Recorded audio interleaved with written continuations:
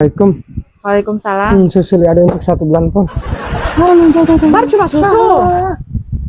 Popok masih ada, itu susu pun ada di kamar. Bukan ini tuh. Mana aku coklat? Kamu tidak tahu hari ini hari apa?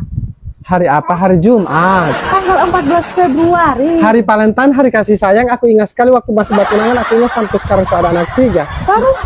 Baru apa? Mana aku coklat? Aku tidak beli coklat, aku ada beli susu.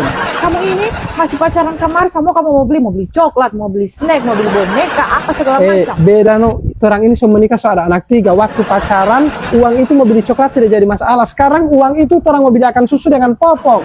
Lalu mau belikan coklat, atau ini bawa langsung di toko, tukar dengan coklat, kamu makan coklat, ya ada bahagia, oke? Inilah Mama Mustafa. Ini fansnya Pak Irson. Bagaimana kata-kata untuk fans? Oh, mantap. Kedatangannya dilupa. Oh, Pak Irson memang luar biasa, Ibu. Banyak penggemar di sini. Pak Irson. Dinas Pendidikan. Oh, kirim Pak dia ini. Ibu, kalau Ibu?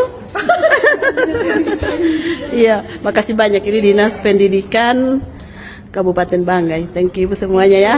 Ya, semua nerima orang dengan baik, suka setempat. Makasih.